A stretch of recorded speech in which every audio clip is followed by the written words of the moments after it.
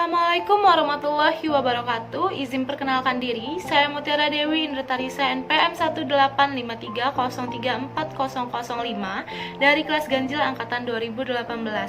Maksud dan tujuan saya membuat video ini ialah untuk memenuhi tugas mata kuliah Geografi Pertanian. Baik, sebelum saya lanjut ke dalam pembahasan mengenai judul buku yang saya ambil, saya akan sedikit menjelaskan mengenai Geografi Pertanian. Geografi pertanian menurut Singh dan Dillon pada tahun 1984 merupakan deskripsi tentang seni mengolah tanah dalam skala luas dengan memperhatikan lingkungan dan juga manusia.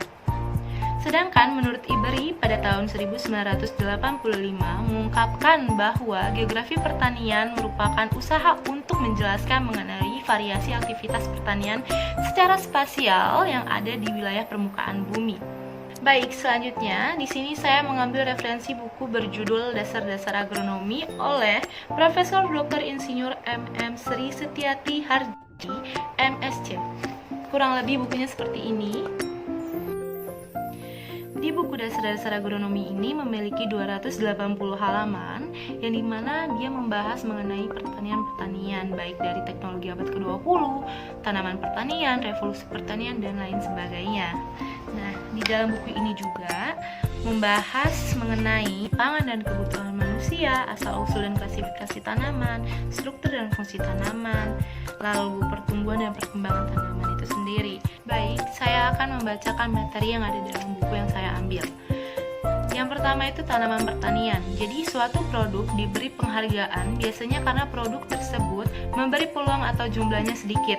Karena itu, produk yang jumlahnya berlimpah dan siap tersedia itu sering sekali dianggap remeh. Walaupun nih, eksistensi kita sangat tergantung kepadanya.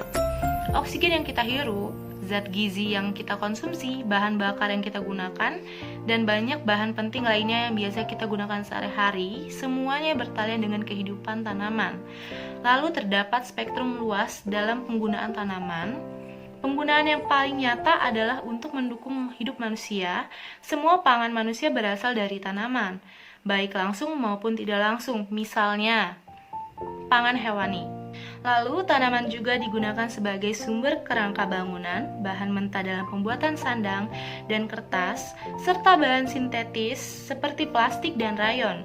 Telah lama kita tergantung pada persenyawaan kompleks yang dihasilkan tanaman. Misalnya nih, zat pewarna, tanin, lilin atau malam, resin, bumbu, dan obat-obatan dan juga si jamu. Tanaman hidup di samping memiliki pengaruh langsung pada manusia secara ekologi. Digunakan untuk mengatur erosi akibat air dan angin, memberi perangkat tempat rekreasi dan olahraga sebagai bahan pertanaman, serta memuaskan keinginan manusia pada benda-benda indah seperti bunga-bungaan dan berbagai tanaman hias. Lalu, produksi tanaman, yaitu pengelolaan tanaman yang bermanfaat merupakan soko guru kebudayaan kita. Ilmu agronomi merupakan ilmu yang mempelajari cara pengelolaan tanaman pertanian dan lingkungannya untuk memperoleh produksi maksimum dan manfaat baik. Istilah tanaman pertanian atau cropland dalam arti luas segala tanaman yang digunakan manusia untuk tujuan apapun. Dalam arti terbatas, tapi lebih umum, tanaman pertanian merupakan tanaman-tanaman yang berfaedah dan secara ekonomi cocok dengan rencana kerja eksistensi manusia. Tanaman pertanian merupakan tanaman yang dikelola sampai tingkat tertentu, bisa hanya berupa pemanenan secara sistematis dari suatu tanaman seperti karet di Sumatera dan di Kalimantan, cengkeh di Ambon. Bisa juga pembudidayaan secara buatan dalam rumah kaca pada seluruh kehidupannya. Misalnya, buah anggur, tomat, anggrek di rumah kaca. Di negara maju seperti Eropa dan Amerika. Jumlah spesies yang dipandang sebagai tanaman pertanian tergantung pada definisi yang digunakan. Misalnya, Manual of Cultivated Plants dari Bailey yang terkenal dan berlaku untuk Kanada dan Amerika Serikat tercakup 5.347 spesies. Komplikasi untuk seluruh dunia dapat mencangkup atau mencapai 10.000 hingga 20.000 spesies dan mencangkup tanaman-tanaman pertanian dalam arti luas. Jumlah tanaman yang secara ekonomi cocok pada kegiatan manusia mungkin sekitar 1.000 hingga 2.000 spesies yang menduduki tempat penting dalam perdagangan dunia secara relatif hanya sedikit, mungkin sekitar 100 hingga 200 spesies. 15 spesies melengkapi bagian besar dalam tanaman pangan dunia. Misalnya nih, seperti gandum, padi, jagung, sorghum, barley, tebu, dan juga bit gula. Lalu juga ada kentang, ada ubi jalar, dan ada kedelai, ada kacang jogo dan kacang tanah, pisang, dan kelapa.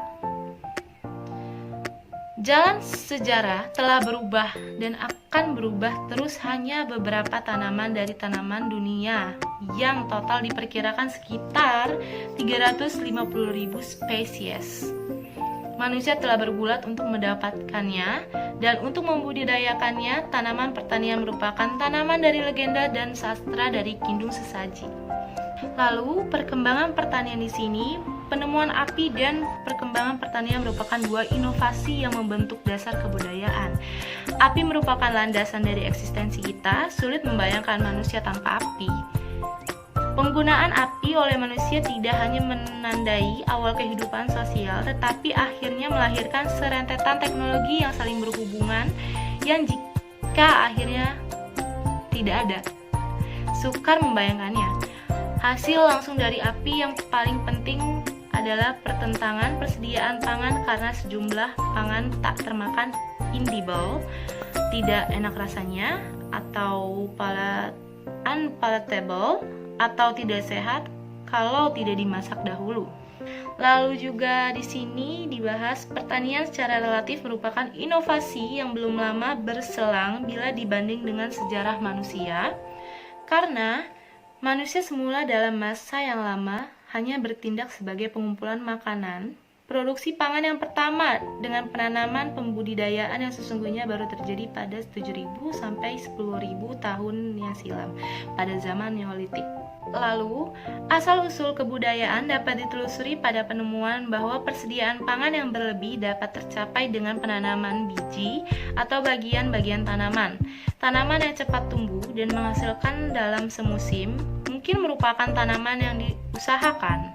Teknologi menyangkut budidaya tanaman berumur panjang seperti pohon buah-buahan yang memakan waktu dan menuntut tingkatan teknologi yang lebih tinggi. Karenanya, pada masa itu buah-buahan hanyalah dipanen dari tanaman liar. Secara praktis, tanaman kita sering telah dikembangkan pada zaman prasejarah. Ini tercapai dengan dua cara yang berbeda. Pertama, bisa saja dipenjinakan atau domestication, yaitu dengan membawa beberapa spesies liar ke dalam budidaya atau pengelolaannya. Yang kedua itu seleksi atau selection, yaitu penangkaran yang berbeda-beda dari spesies tersebut. Lalu pada mind maps yang saya buat, di sini terdapat asal-usul tanaman, lalu sistem pertanian, zaman kuno dan abad pertengahan. Di mana asal-usul tanaman ini sifat tanamannya liar. Yang pertama itu menghasilkan biji-bijian yang banyak. Yang kedua itu biji-biji rontok dan dari malainya sewaktu dimasak. Yang ketiga itu terdapat dormansi atau tertundanya perkembangan biji. Yang keempat itu pembiakan berlangsung secara vegetatif. Yang kelima itu cara penyebaran biji yang efektif. Lalu pada sistem pertanian, di mana sistemnya ini mengenal beberapa sistem pertanian yang berhubungan dengan sejarah manusia agar lebih menghargai kemajuan yang telah tercapai dan terus mengejar kemajuan berikutnya sehingga dapat menunaikan tugas memberi pangan atau manusia. Zaman kuno di dalam pertanian, di dalam buku yang saya dapat ini, di mana ada zaman kuno Mesopotamia, zaman kuno Mesir, zaman kuno Yunani, dan zaman kuno Romawi.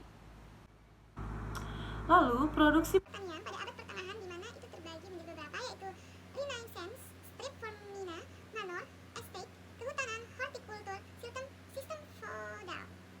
Lalu selanjutnya adalah energi dan produksi pertanian, di mana energi dan produksi pertanian ini terbagi menjadi dua, yaitu konsep aliran energi dalam pertanian dan juga kegiatan tanaman. Lalu ada pangan dan kebutuhan manusia, di sini terbagi menjadi beberapa, yaitu gizi atau nutrisi, kedua itu zat gizi, tiga masalah pangan di Indonesia, keempat itu menyimpan dan pengolahan pangan, yang kelima memenuhi kebutuhan dan pangan dunia, yang keenam itu kebutuhan lain manusia. Lalu yang selanjutnya asal usul dan klasifikasi tanaman, di sini terbagi menjadi beberapa sub. Pertama langkah evolusi, yang kedua sistematika tanaman, yang keempat klasifikasi tanaman, yang kelima kekayaan sumber daya hayati dan sumber daya genetik Indonesia. Yang bab 5 itu ada struktur dan fungsi tanaman, itu terbagi menjadi beberapa sub lagi, selain komponen sel dan komponennya, ada jaringan dan sistem jaringan, ada daerah anatomi dan ada struktur morfologi. Yang keenam itu dasar pertumbuhan dan perkembangan tanaman. Yang pertama itu ada fase-fase pertumbuhan, yang kedua itu perkembangan tanaman, yang ketiga itu ada dasar-dasar pertumbuhan tanaman di dalam sel. Baik, sekian penjelasan dari saya mengenai beberapa materi yang ada di dalam buku yang berjudul Dasar-Dasar Agronomi. Kurang lebihnya saya mohon maaf, bila ada salah kata, mohon maaf. Wabillahi taufiq wal hidayah. Wassalamualaikum warahmatullahi wabarakatuh.